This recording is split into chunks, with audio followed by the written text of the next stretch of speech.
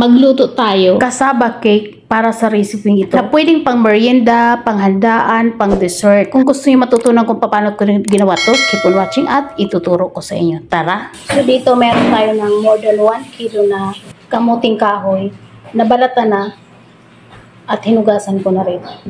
I-grate muna natin ito. Then after natin mag-grate at babalik tayo. So sa grater, so katulad dito meron tayo ng ganyan. I-grate lang siya ng ganyan. So magbabalik tayo para pagbalik natin ay okay na lahat. So dito tayo, pagtataka lang tayo ng ating kasaba. 1, 2, 3, 4, 5 cups na grated kasaba. So itong taka na to, tatansyahin na lang natin. Pero sa bawat 3 cups grated kasaba, maglalagay tayo ng condensed milk. So yung grated kasaba ko, hindi ko siya pinigaan guys. Maglalagay tayo ng 1 can na condensed milk.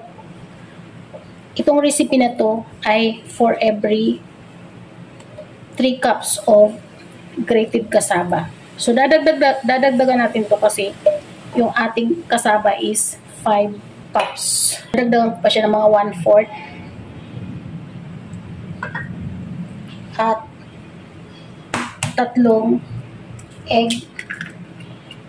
For every 3 cups is 2 egg. Pero 5 cups to. So, lalagyan ko siya ng 3 eggs. Lalagyan ko ng 1/2 cup na grated cheese. Pero dadagdagan natin kasi 5 cups yung ating kasama. Grated kasama. Lagyan ko siya ng mga 1/4 pa.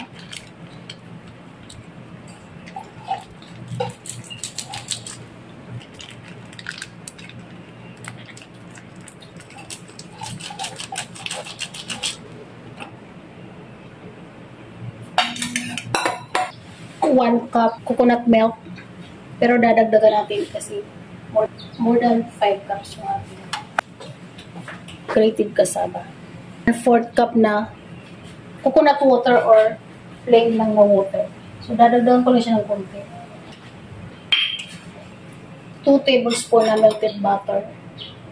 Pero dadagdagan ko ulit ito kasi 5 cups yung ating grated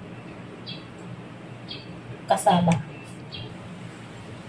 So, ito na hahaluin lang natin na lahat ay mag-well combine yung ating mga ingredients.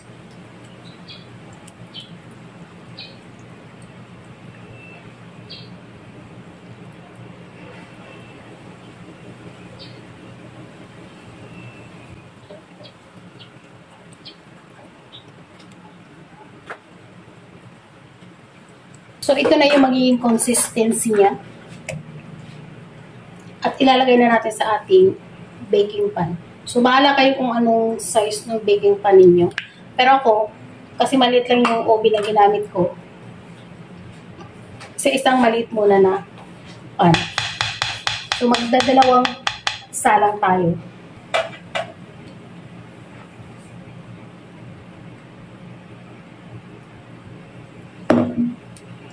Hindi natin masyadong pupunuin dahil maglalagay pa rito tayo mamaya ng toppings niya. So, i-bake natin ito ng 40 to 45 minutes. Dahil yung oven ko is pang isang pan lang, pang isang tray lang yung pwede. So, isa-isa lang natin siya isasalang. Pero kung meron kayong malaking tray, malaking oven, pwede niyo ilagay sa isang oven at sabay-sabay nyo ng oven. So, ito na, 350 Fahrenheit, 40 to 45 minutes. So, dito naman, gagawa tayo ng ating pang-topping sa ating cassava cake. Maglalagay tayo ng 1/2 cup na coconut milk, 1/2 cup na condensed milk, 1/2 cup na grated cheese, 1/4 cup na butter. So, magme-melt man yan, kaya okay lang kahit hindi pa siya melted. So, ito na, open lang natin at wait lang natin na mag-melt yung ating butter at yung ating cheese.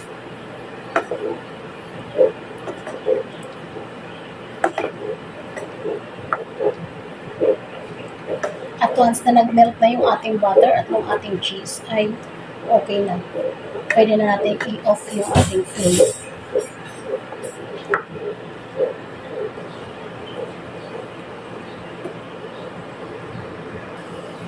So, ito na. Kung makikita ninyo, kumulo na siya. Okay na to. Pwede na natin i-turn off yung ating heat. At ilalagay na natin sa ating cassava cake.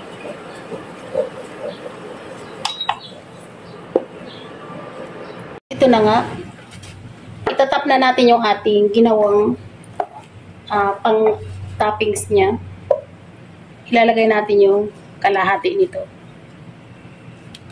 Spread lang natin.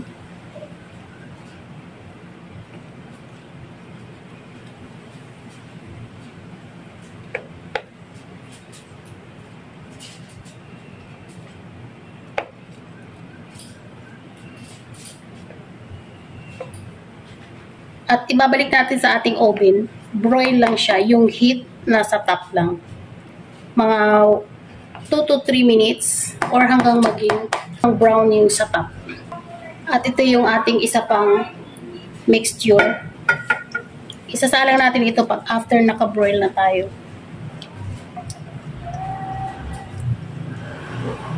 Yung 5 cups pala guys ay napakarami na. More than 1 kilo yun.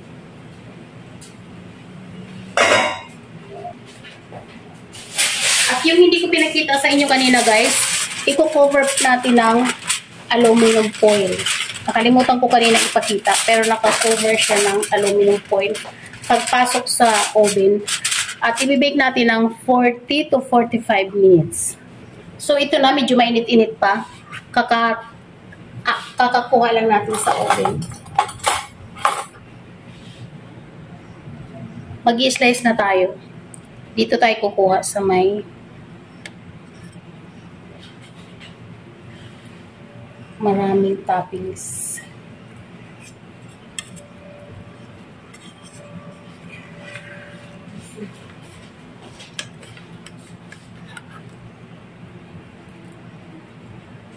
So medyo malambot pa siya kasi kakakuha lang natin sa oven. At titikman na natin.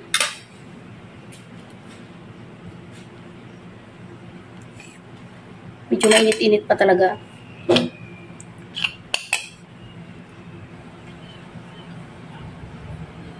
Mainit pa.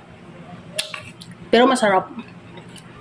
Ang sarap guys. So mamaya kapag medyo malamig na to, medyo titigas siya. Pero saktong-sakto lang talaga siya. Hindi siya ganun katigas at hindi rin siya ganun ka lambot. Tama-tama lang yung consistency niya. So ayan guys, gayahin niyo na to. At bago tayo magtapos, kung ikaw ay bago sa aking channel, please subscribe, pakiring the bell all para every time na nag-upload ako ay manonotify ka. At paki-follow ako sa aking Facebook page, Hilda Kitchen Vlog.